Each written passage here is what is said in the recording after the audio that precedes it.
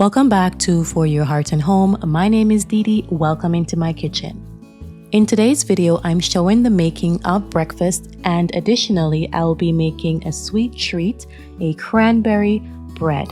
For breakfast, I'm making biscuits made with freshly milled flour, scrambled eggs, some cubed potatoes, as well as fried plantains. I will be starting with the cranberry bread. Now, last year was really my first time diving into working with cranberries. I canned them for the first time and we fell in love with cranberry juice. And so this time around, I was sure to get as many cranberries as soon as they entered the stores as possible. What I did last year, once I blended my cranberries to make cranberry juice, I was left with the cranberry pulp, and it really bothered me that I couldn't find a way to use up the pulp. Nothing came to me. And so essentially what I did was every time I made cranberry juice, I was left with this pulp and I threw it away because I didn't know what else to do with it. This year I am determined to use up as much of anything that I buy as possible, because that's where the whole concept of frugality comes in. So I'm going to be experimenting over the next few weeks with this recipe for cranberry bread. So I started by making my cranberry juice in my trusted blender. This is a blender that I've had with us for a long time. It was one of the major appliances that my husband and I purchased when we got married over 17 years ago. So this blender has been through a lot and has done a lot for us. And so I'm going to blend my cranberries, and then I'm going to strain off the pulp, and I'm going to show you what I will be doing with the pulp later. This takes a few minutes, and you can use a regular mesh strainer like I'm using right now, or you could use cheesecloth or anything else that you could use to separate the pulp from the juices. Once I have separated the pulp from the juices, I'm going to sweeten. You can use brown sugar, granulated sugar. I've used blue agave. You can use maple syrup or even honey. Any one of those will be fabulous for sweetening your cranberry juice, and you're going to sweeten to your own liking. I really like the smoothness that I get from the blue agave. I just didn't have any on hand today, and so I used brown sugar. You can also add a few tablespoons of lemon juice to this to get that zing.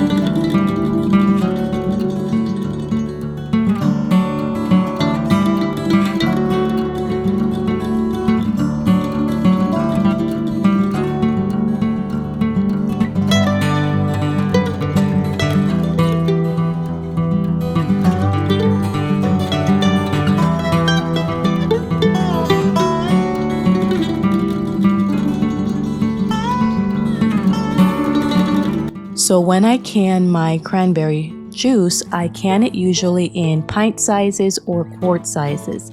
I will then take my quart size jar, blend it, strain it into my 1 gallon jug, and then I will fill that to the top with water.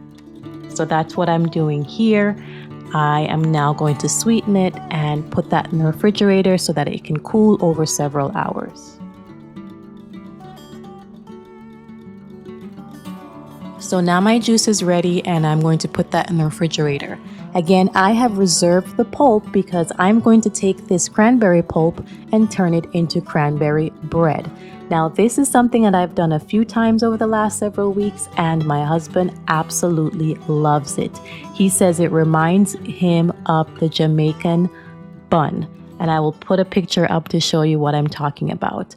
But it is just delicious, and this is how I make it. This recipe closely resembles that of, say, like a banana bread recipe. It's a quick bread, it's a sweet bread, and it's something you can enjoy as a snack. It could be a breakfast option. It could be used for many reasons. And you can add nuts to this if you'd like. You could add dried cranberries for a bit of a punch of flavor.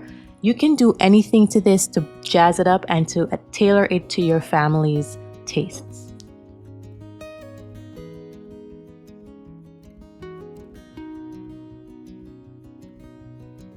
So I'm going to start by milling some flour for this recipe. Once I feel like I have a really good handle and a reliable recipe, I will be sure to link it in the description box below.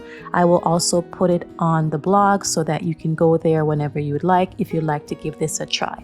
But for now, I will list the ingredients that I'm using in the quantities that I'm using, but just know that there might be some tweaking that's necessary to make the consistency that you like. So I milled some flour. I'm using hard white wheat for this. As you know, that's usually my all-purpose flour. I find that hard white wheat is really easy to work with. It's mild enough in flavor so that I can use it for pretty much anything that I want to do. So I'm milling some hard white wheat, and I'm going to put all the ingredients you would into this mix similar to that of a banana bread. So I'm going to use my flour, my baking powder, my baking soda, my salt. I will also put some sugar for sweetening. There will also be the pulp, obviously. I'll put 2 eggs and I'll put some vanilla extract in as well. Additionally, I'm going to put in some grapeseed oil and a bit of water to thin out the batter.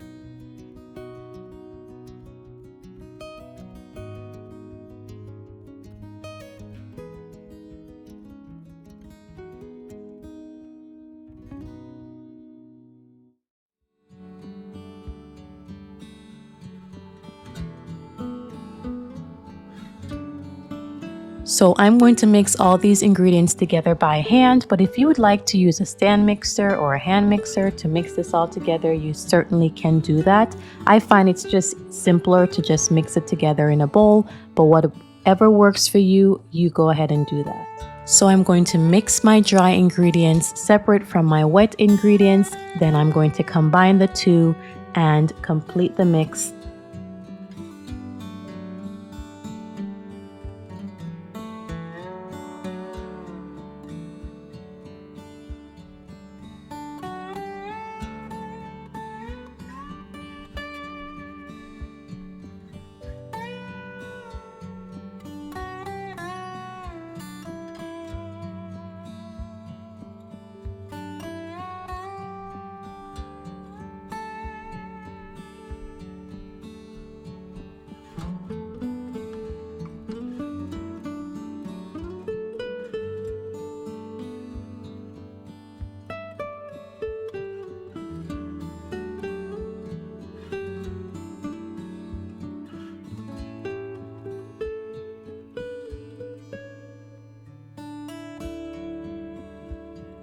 So now that I've combined all my ingredients, I am going to put them in my glass baking dish. I like to use these glass baking dishes for quick breads like my banana bread, now my cranberry bread, but I use my cast iron baking pans for my sandwich loaves. I'm going to get that into my oven and move on with the rest of the day. Like I shared before, I'm working on breakfast for this morning, and so I milled enough flour to make this cranberry bread, but I also knew I was going to be making biscuits, so I milled enough for that as well. Additionally, I will be making regular sandwich loaves, and so this is why I like to have my cast iron baking pans as well as the glass ones, because now I can make a quick bread and I can still make my sandwich loaves, and I won't have to worry about whether or not I have enough pans.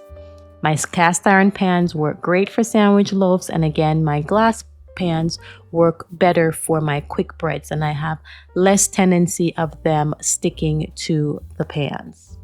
In both cases, you want to make sure that you add a lot of butter on the inside of your pans before you add any dough or before you add any batter. So right now I'm just getting ready to make some sandwich loaves. I have already milled the flour, and I'm going to put all the ingredients that I need for these sandwich loaves into my bread machine. That's going to take about an hour and a half to knead the dough, proof the dough, and get it ready for me to work with.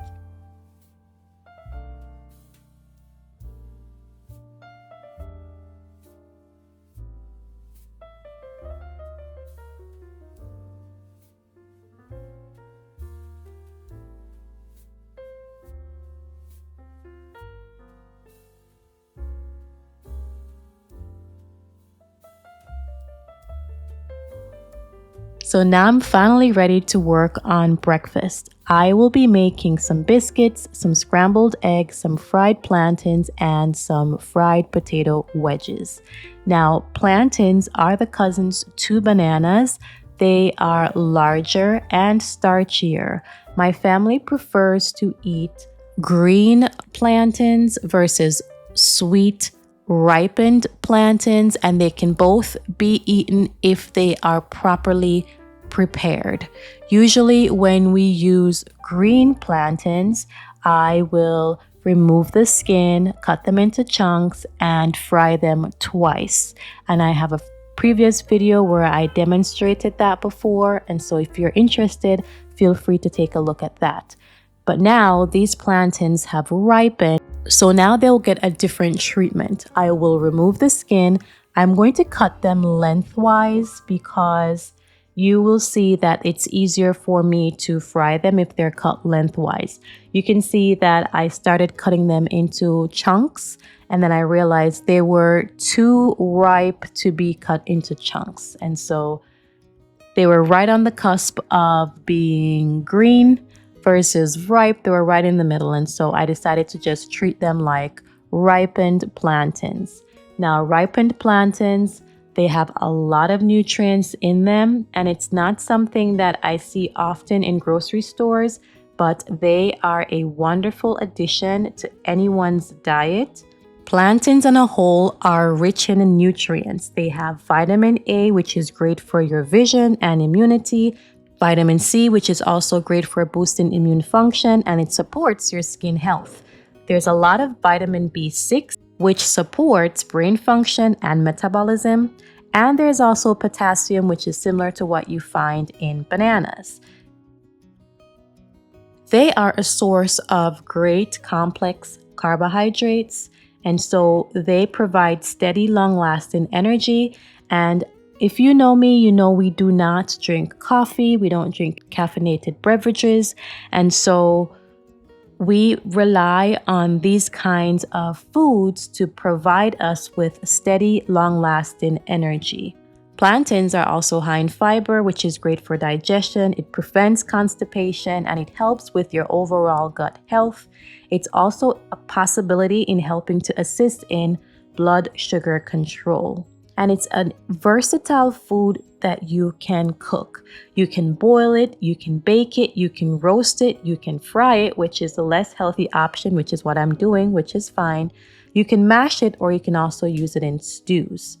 Overall, it's a wonderful option if you're looking for something new to add to your diet. You can try using it in its green form, or you can use it when it's ripened. Either way, it is a delicious addition to any diet.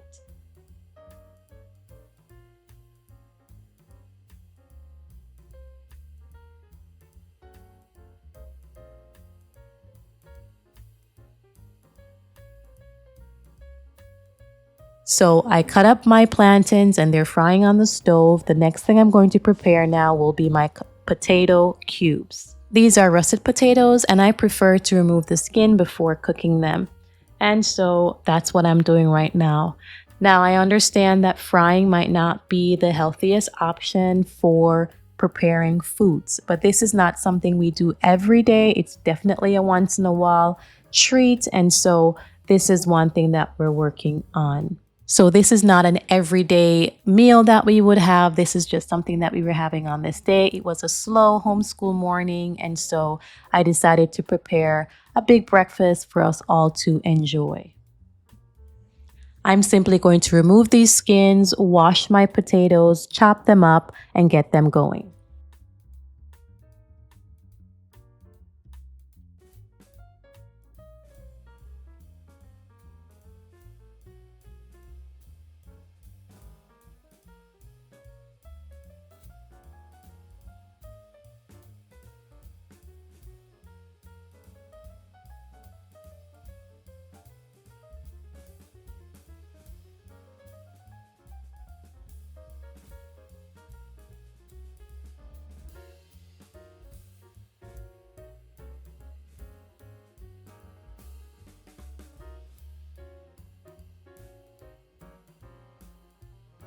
So my cranberry bread is in the oven.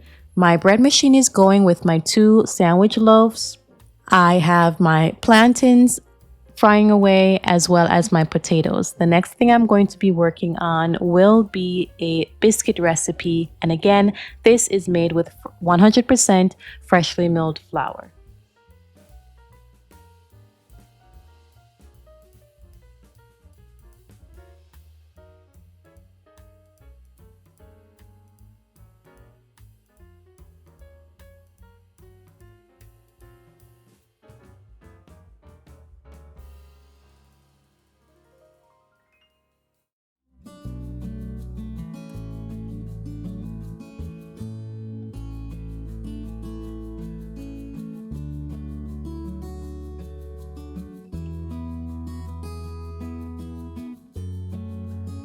I don't make biscuits often, but these came out so well. I was so proud of myself because, like I've shared in previous videos, I am slowly converting all my recipes to freshly milled flour. And even though I've used freshly milled flour for a decent amount of time, sometimes it still feels like an experiment.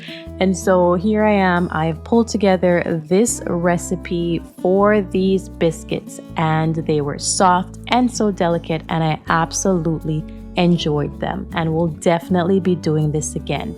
So I made about 6 of them for this. I got about 6 in this recipe.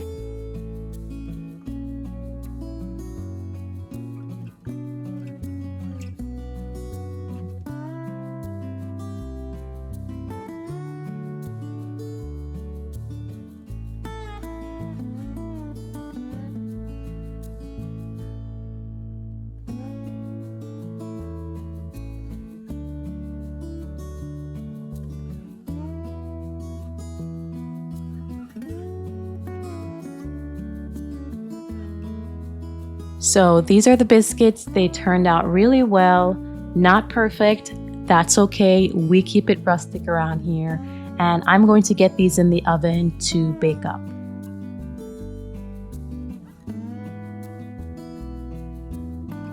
And so here you have it, guys. I don't have any clips of what was going on in between. This was a homeschool morning, and so I was making breakfast in between helping my children. But here's what we have. We have the finished biscuits. We have the fried plantains. I scrambled a few eggs for those who wanted eggs. I had some fried potato cubes, as well as my finished cranberry bread. Everything worked out really well, and I'm just really excited to share these recipes with you. As a reminder, I do have my cookbook out. It's available on Amazon. Feel free to check the description box for the link to my debut cookbook. Additionally, I am an Azure Standard affiliate. Feel free to click on my link if you are interested in buying pantry staples in bulk. Azure Standard is a wonderful company where you can get high quality, low cost groceries right to your door. You have 2 options. You have the delivery method, and you can also choose the co-op method where you go and pick up your own groceries. It is a wonderful way to stock your pantries and get ready to dive into the world of scratch cooking. Feel free to click on the link in my description box for more information about Azure Standard. As always, thank you so much for joining me here today. I look forward to seeing you in the next one.